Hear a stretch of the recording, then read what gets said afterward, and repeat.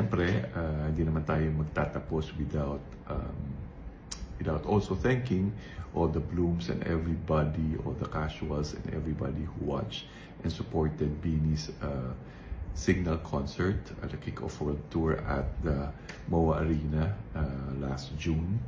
And ngayon nga sa darating ng July 11 and nasa Cebu naman. So, first concert, Filipino concert. I think that will be at the newly opened SM MOA Cebu. The simplest way to say it. It will be the first Filipino act to be there. Both exciting and scary kasi syempre, first nagagamit ng concert. So hopefully walang maging problema, technical and everything.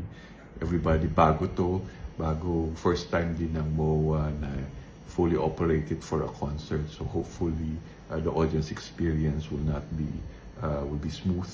And I hope the concert viewers would just have patience kasi this will be new for everybody, even for SM to operate the arena in Cebu for the first time. So we'll be there. We'll see you, and hopefully we all enjoy. We pray for a good concert for Beanie.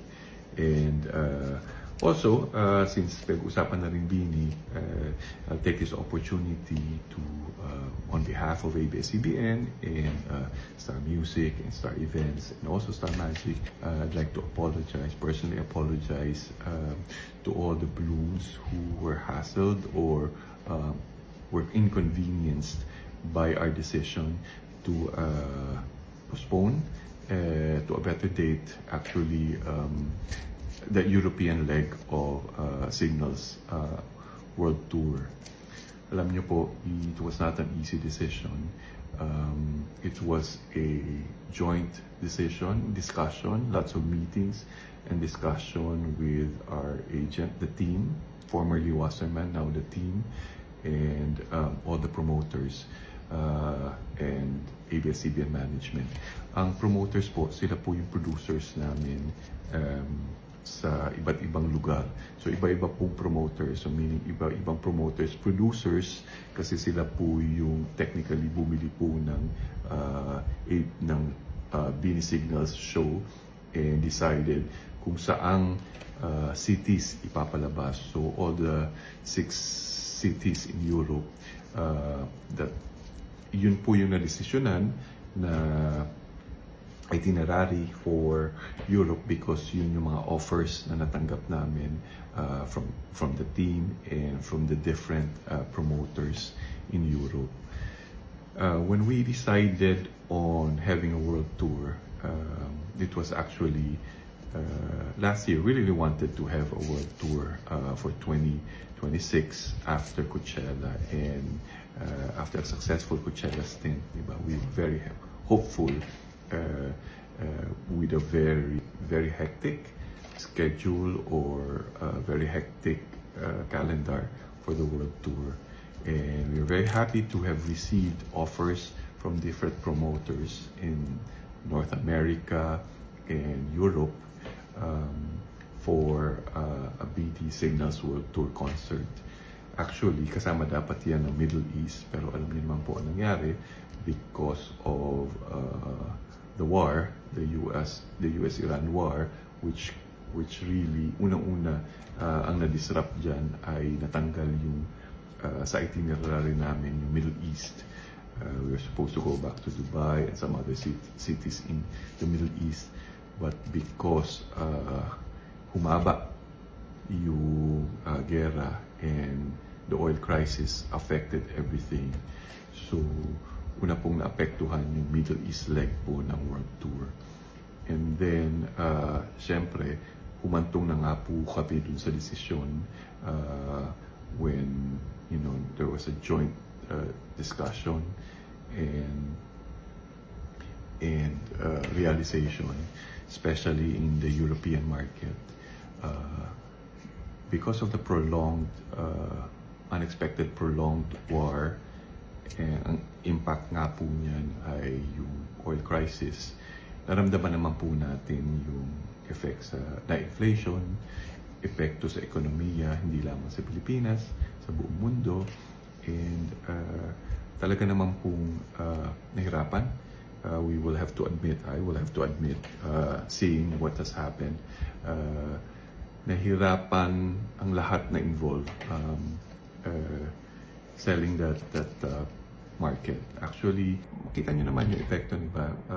Nagkagera, nagka-oil crisis, apektuhan ng ekonomiya, nagkaroon ng inflation, pati yung cost na dating budget namin na mas mababa yung dolyares, ngayon mas mataas na siya because of nag-iba yung exchange rate. So naging mas mahal mag-produce ng mas mahal ngayon magdala ng isang tour around the world. Kasi nung pinaplano naman namin ito, hindi naman namin alam na hahaba talaga yung epekto ng gera. And we were hoping that we will be able to mapanindigan, di ba, to do the but to be honest, it's economically not viable at this time to continue the European leg. To explanation sa amin kasi postponement because we wanted really to go on with it some other time. We don't know what's the best time.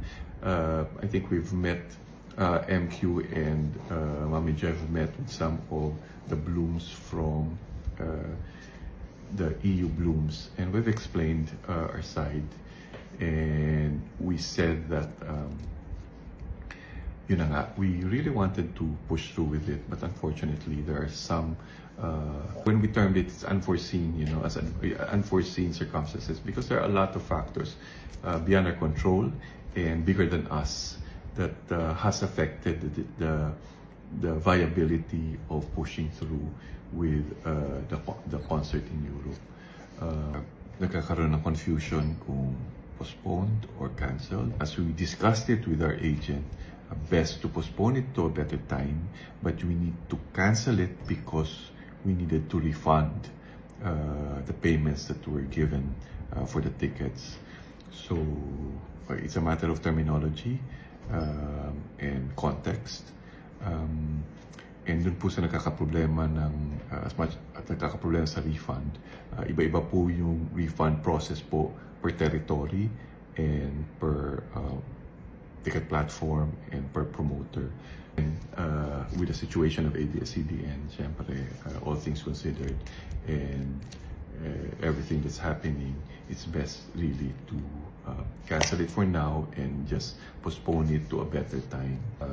And also, kung sa North America naman po kayo, I hope you try to catch the girls because I think tatagalan bago magkaroon ulit ng world tour sa North America ang BINI. So I hope you can take the opportunity to see the girls live in North America, which is in the US East side, East Coast, West Coast, and in Canada as well. Tuloy pa naman po ang iba pong legs of and where you still see the girls in, as I said, North America, in Singapore, in Taipei, and in Australia and New Zealand. So please do catch them because we don't know when the next world tour will happen and which cities they will go to. So again, I would like to apologize to all the blooms, especially the EU blooms, who have made arrangements to be in the concert, have bought tickets, and made arrangements to help promote.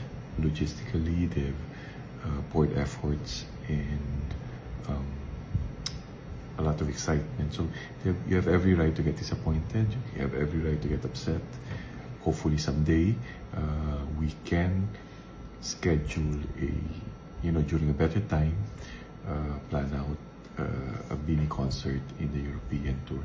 So pasensya na po ulit sa naabala namin, paumanhin. Please know that we value the effort and we value the feedback.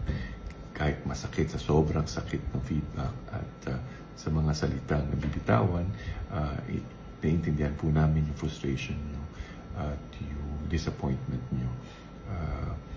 But for now, on behalf of everybody on the BINI team and the ABS-CBN management, we're very sorry that we had to come to that decision of canceling for now and postponing for another time, a better time, to have Bini go to Europe and join the blooms there. So, pasensya na po ulit sa mga naabala.